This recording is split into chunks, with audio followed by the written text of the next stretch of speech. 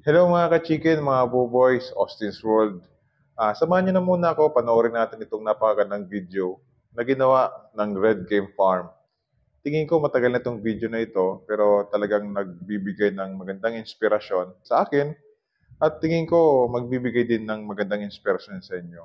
So bago tayo matulog, panoorin natin para bukas ng umaga, pagtilaok ng manok, punong-puno ng magagandang alaala at kaisipan ang pwede nating magawa sa ating mga bangkay. Napakaganda talaga ng umaga. May sikat ng araw.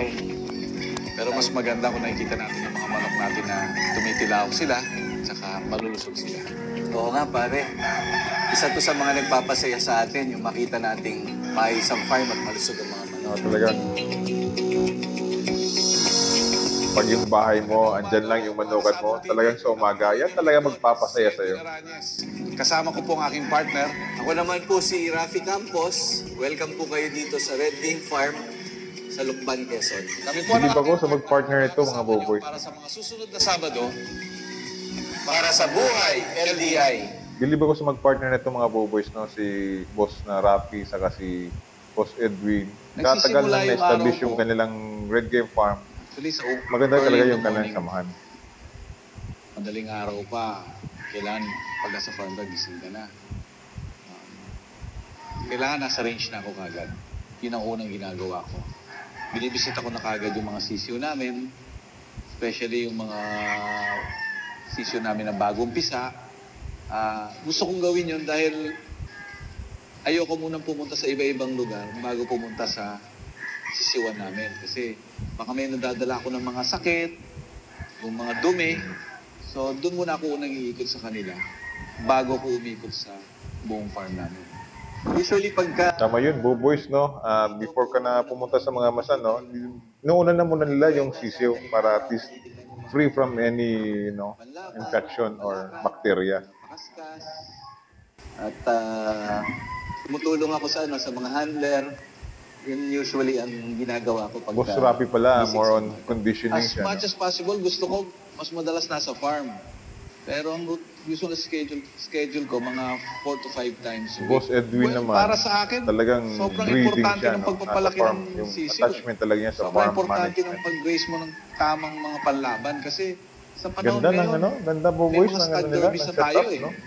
So, kung Napakalawak kasi imagine ng mo, lugar. 8 and a half to 9 months, akit na ng ruweda yung manok mo eh. Lalaban na sila eh. So, kailangan makuha mo lahat yung advantage ng pagpapalaki, Oo. hindi sila magkakasakit, maganda yung range, para at least may natutulong ka sa kanila. Para 8 to 9 pagdating ng panahon months na talaga, umakyat sila sa yun ang ruweda, subukan ng handa mga na sila breeding. talaga.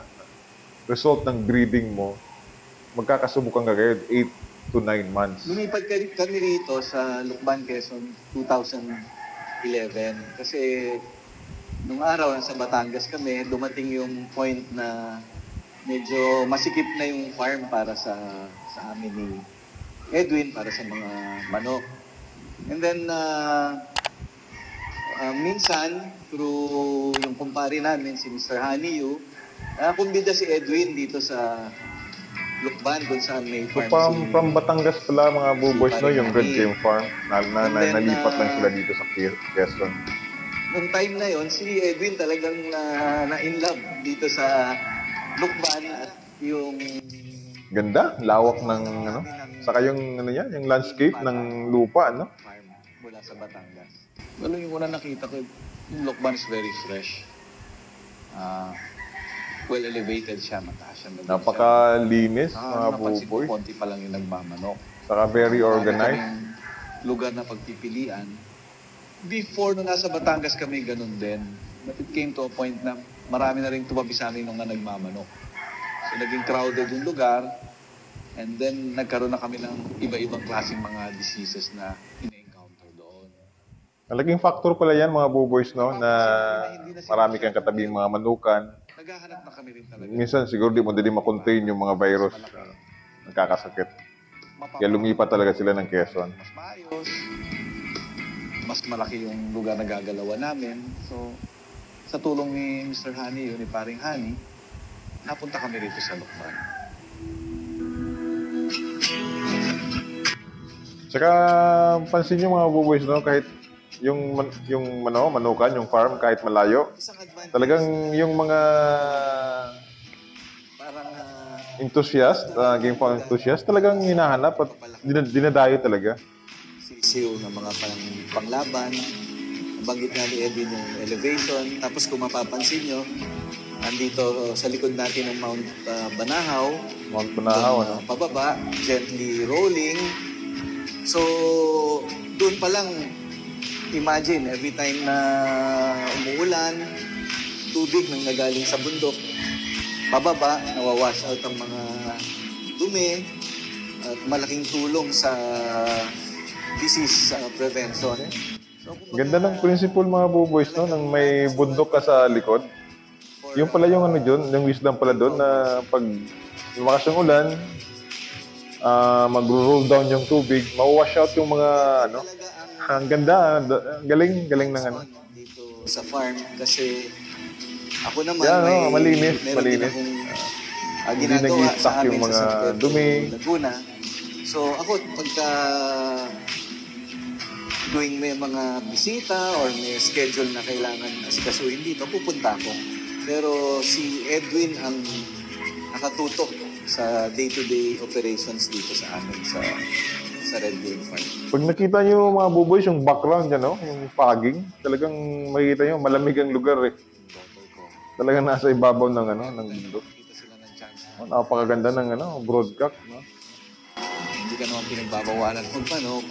Alam naman nila na it's more of a business talaga. Siguro hindi wala masyadong walang mga katabing mga bahay pa diyan sa farm.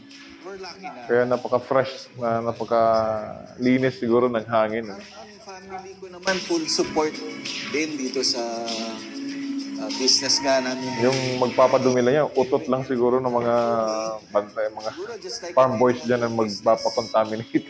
wala ang suporta ng pamilya mo, mahirap magtagumpay. So, napakahalaga talaga na suportado ka. Siyempre, dito naman, hindi naman Siyempre naman. palaging Mahirap kasi ginawa na okay ang lahat. maintain ka ng Dumarating farm ang tapos problema. yung family mo hindi ka And malaking bagay na pagka, Suportado. lalo na sa mga panahon na may konting yeah. problema tayo dito sa farm. And besides, Nandyan sila para sino namang tumulong. family hindi magsusupport grabing income na binibigay ng farm, ng Red Game Farm. Nandito po tayo ngayon sa aming cording area. Meron po tayong mga 1,000 PPs dito. Nandito po yung Imagine mo yan mga buboys, 1,000 cord, mga stags namin. cord So, sa kanilang cord tapos area. yung mga bloodlines namin. The famous landmark ng Red Game Farm. So yun mga buboys, maiksi lang yung video. Pero very essential siya. As regards doon sa pwede din natin gawin doon sa ating mga farm, sa ating backyard. Bukas, pagising natin ng umaga, marami na siguro tayo mga ideya or naka-line up ng mga activities na napulot natin dito sa video, na may video na ito. Isa akong umahanga talaga sa partnership ni Bossing Rafi, Sir Rafi sa Cancer Godwin.